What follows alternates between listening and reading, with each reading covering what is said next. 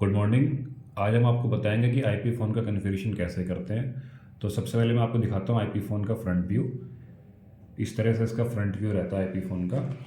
ये इसका back side है। बैक साइड में आप चेक करोगे तो इसका प्रोडक्ट का information, model number, serial number mention होता है। और बैक साइड में इसके 2 लैन पोर्ट अवेलेबल है। फर्स्ट वाला जो पोर्ट है इसमें आपका सिस्टम या फिर आप लैपटॉप से कनेक्ट कर सकते हैं लैन केबल के थ्रू।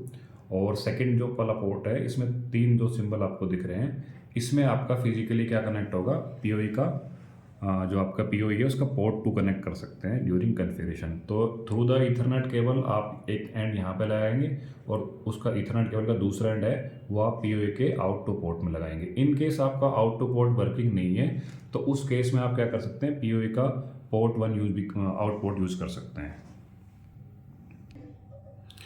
इसके बाद मैं आपको बताता हूँ कि केबल कनेक्शन कैसे करते हैं। तो सबसे पहले हमने पीओई को ऑन कर दिया है। तो पीओई ऑन करने के बाद हमने यहाँ पे पीओई आउट टू पोर्ट में ईथरनेट केबल कनेक्ट कर लेना है। इसका दूसरा एंड हमें फ़ोन में कनेक्ट करना है और इसका दूसरा एंड हमने यहाँ पे फ़ोन में कनेक्ट कर दिया।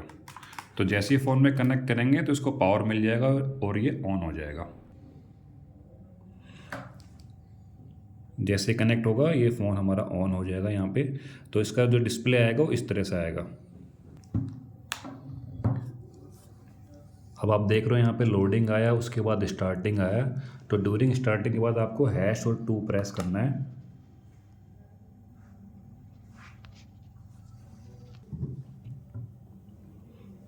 तो जैसे आपने हैश और 2 दबाया उसके बाद आपके पास ये ऑप्शन आया।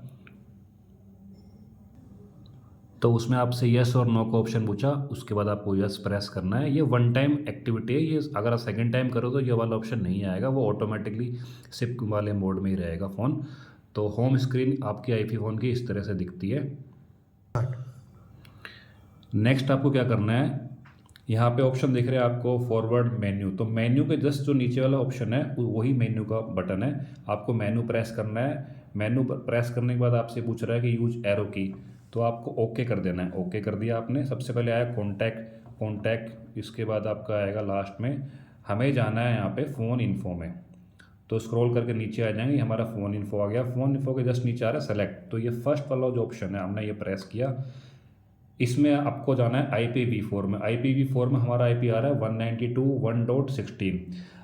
तो इन केस यहाँ पे हमारा तो अभी IP आ रहा है 1.16, यानी कि अगर ये IP आ रहा है तो well and good. Same IP हमें यहाँ सिस्टम में कन्फिगर करना है और हमें अपना फ़ोन लॉगिन करना है। इन केस ये IP यहाँ पे नहीं आता है, उस केस में हमें क्या करना है, हमें बैक जाना है, वापस सिस्टम में जाना है, सॉरी सेटिंग में जाना है। सेटिंग में आपको सेलेक्ट करना है, नेटवर्क सेटिंग में जाना है, IPv4 सेटिंग में जाना है, कनेक्शन टाइप में जाना है। उसके बाद यहाँ पे स्टैटिक आएगा।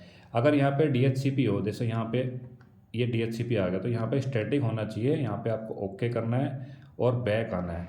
तो वापस आपको बैक करके कहाँ पे जाना है, फ़ोन इन्फो में ही जाना है। तो फ़ोन इन्फो में जाने के बाद आपको चेक करना है कि IPv4 में कोई IP आया कि नहीं आया। 100% चांस है कि यहाँ IP रहेगा, 1% चांस है कि नहीं हो। उस केस के लिए मैंने आपको बताया कि सेटिंग में, IPv4 सेटिंग में जाके, कनेक्शन टाइप में जाके आप IP चेक कर सकते हैं। जो भी IP आपका IPv4 में आ रहा है उसी के अकॉर्डिंग आपको जो IP आता है उसी के अकॉर्डिंग आपको सिस्टम में IP कॉन्फ़िगरेशन करना है और वही IP आपको URL में यूज़ करना है ड्यूरिंग फ़ोन को लॉगिन करने के लिए। अब मैं आपको बता देता हूँ कि कैसे केबल कनेक्ट होता है IPv4 का और लैपटॉप का। तो जैसे लैपटॉप पे मैंने ऑलरेडी यहाँ पे कनेक्ट कर लिया है और फ़ोन में भी हम इसके बैक साइड में जाएंगे तो ये वाला पोर्ट है, यहाँ पे हम केबल को कनेक्ट कर लेंगे। तो जिससे हमारा फ़ोन का जो एक्सेस है वो हमारा सिस्टम में मिल जाएगा।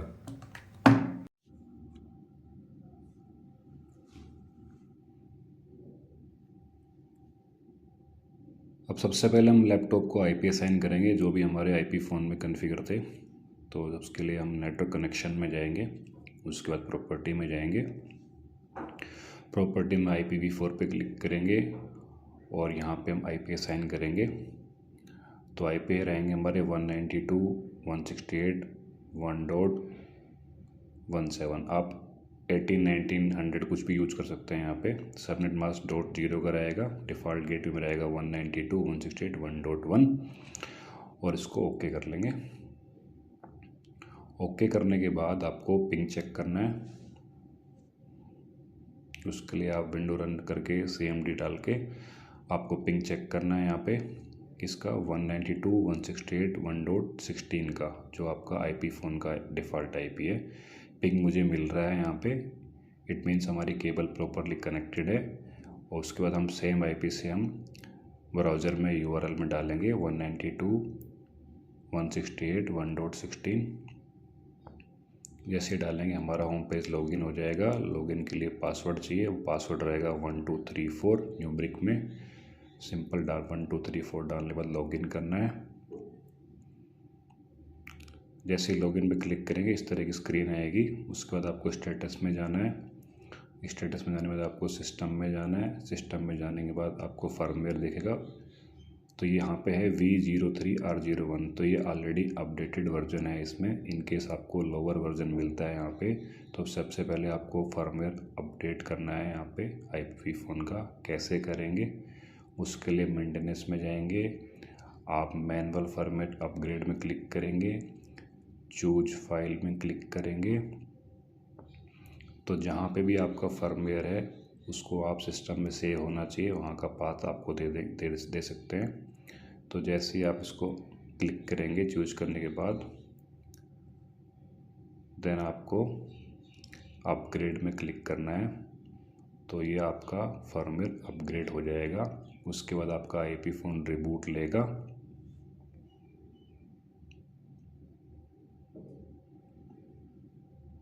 रिबूट लेने के बाद आपको क्या करना है, आपका जो डिफ़ॉल्ट IP है 192.168.1.16, इसका पिंग लगा के चेक करना है दोबारा से कि पिंग आया कि नहीं। यहाँ पे पिंग आ गया है हमारा, तो हम फिर से इसी IP से लॉगिन करेंगे IP फ़ोन को। इसको लॉगिन करने के लिए सेम पासवर्ड रहेगा। उसके बाद हमें क्या करना है, हमें बेसिक सेटिंग्स में जाना है, नेटवर्क में जाना है, और यहाँ पे जो इसके IP आ रहे हैं उसको चेंज करना है। क्यों चेंज करना है, हमारा जो GP कोड है उसके अकॉर्डिंग हमारे पास लिस्ट होगी ऑलरेडी, जो हम आपको लिंक देंगे गूगल ड्राइव का। उसमें फर्मवेयर भी होगा और उसके साथ साथ आपकी डिटेल होगी IPs की। तो यहाँ पे मैंने GP कोड अपनी यहाँ पे डाल दिया है। उसके अकॉर्डिंग जैसे आपका भी हो तो आपको भी अपने साइट का GP कोड यहाँ डालना है। आपकी ऑटोमेटिक साइट डाटाबेस के अकॉर्डिंग ऑटोमेटिकली डैशबोर्ड में डिटेल आ जाएगी IPs की। और SIP प्रॉक्सी IP भी आपको यहीं से मिल जाएगा। तो मैं अपनी साइट की डिटेल यहाँ पे डालता हूँ आपको बताने के लिए। जैसे मेरे यहाँ पे IP रहेगा, टेस्ट साइट जो मेरे पास है उसका IP है 10.41.20.156। सबनेट मास्क रहेगा मेरा 255.255.255.240। गेटवे में मेरा रहेगा VSET का IP, जो कि मेरा गेटवे IP रहेगा यहाँ पे 10.41.20.145। उसके बाद मुझे यहाँ पे DNS एंटर करने, प्राइमरी और सेकेंडरी DNS। प्राइमरी रहेगा मेरा 8.8, 4 बार 8.8 लिखना है हमको, और सेकेंडरी रहेगा 4.2.2.2। इसको आपको सबमिट कर देना है। इतना डालने के बाद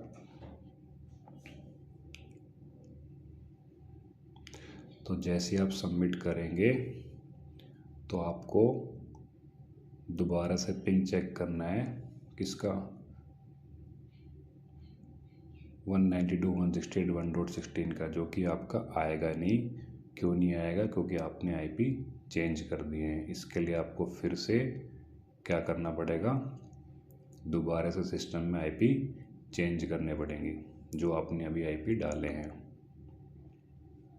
तो मैं फिर से प्रॉपर्टीज़ में गया, नेटवर्क कनेक्शन में गया, IPv4 में गया। यहाँ पे मैंने फिर से IP चेंज किए। जैसे मेरा यहाँ पे IP था 10.41.20.157 ले लेता हूँ, क्योंकि मेरा 156 तो था, वो IP फ़ोन का IP मैंने रखा था, तो लैपटॉप का मैंने 157 ले लिया।